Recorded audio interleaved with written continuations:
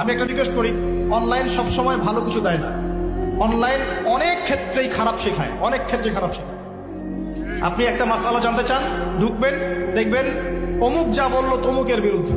আর এই যে ইউটিউবারদের কাজ তো আছে, ওর তো ভিউজ বাড়ানো দরকার, এমন সামলাইন দিতে হবে যাতে মানুষ দেখে। অমুককে ধুয়ে দিলেন তমুক, তমুককে ধুয়ে দিলেন, মানে ডিটারজেন্ট পাউডার সবাই ধুয়ে দিচ্ছে একদম, ঠিক আছে? মানে এমন এমন সব টাইটেল, বিকৃত রুচির মানসিকতা, বিকৃত মানসিকতার মানুষ।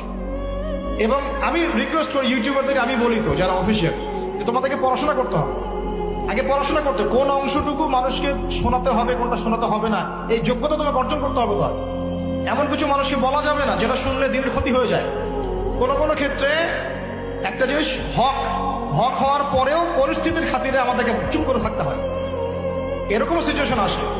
তো এটা তো আমাকে শিখতে হবে যে কখন কোনটা বলতে হবে, কখন কোনটা বলা যাবে না, কি প্রচার করতে হবে, কি করা যাবে না। অনলাইন সেকশনে গিয়ে মানুষকে বিক্ষিপ্ত করে দিয়েছে, অমুক যা তমুকের বিরুদ্ধে, তমুক যা অমুকের বিরুদ্ধে, অমুককে ধুয়ে দিলেন তমুক, তমুক সাইকে ধুয়ে অমুক। মানে মানুষের অনলাইনে ঢুকলে দেখবেন বাংলাদেশে একজনও ভালো আলেম বক্তার কেউ নাই, মানে সবাইকে ধুয়ে রেখে দিয়েছে। এখন কি করবা? এখন তুমি দায়িত্ব নাও উম্মার, ইউটিউবে আর ফেসবুকে বাদ দিয়ে তুমি এখন উম্মার দায়িত্ব নাও। আমরা আলেম ওলামা যারা সবাই সরে যাই, তোমরা আলেম হয়ে দায়িত্ব নাও। এখন তোমরা উম্মাকে নেতৃত্ব দাও। সবাই তো খারাপ, যে কোনো আলেমের নাম দেন আমাকে, দেখবেন তার বিরুদ্ধে 10টা অভিযোগ ইউটিউবে পাওয়া যাবে, 10টা অভিযোগ ফেসবুকে পাওয়া যাবে। তো ভালোটাকে থাকলো কেন? কেউ ভালো আছে? তাহলে সবাই সরে যাই আমরা, আলেম ওলামা যারা আছেন ওরাই দায়িত্ব নেয়, ওরাই বক্তব্য দেয়, ওরাই বয়ান করে, বই লিখুক।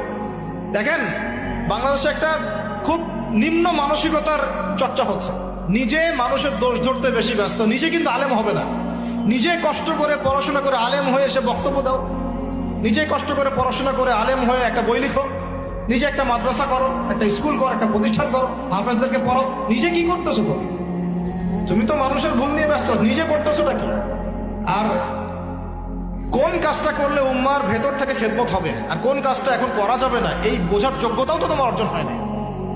কোনো কোনো ক্ষেত্রে দেখা যায় যে কোরআন, আস্তাগফিরুল্লাহ, কোরআন বিশুদ্ধ করে তেলাওয়াতটুকু করতে জানে না, এইসব মাহফিলের মঞ্চে বসে বসে বয়ান করতেছে মানুষ।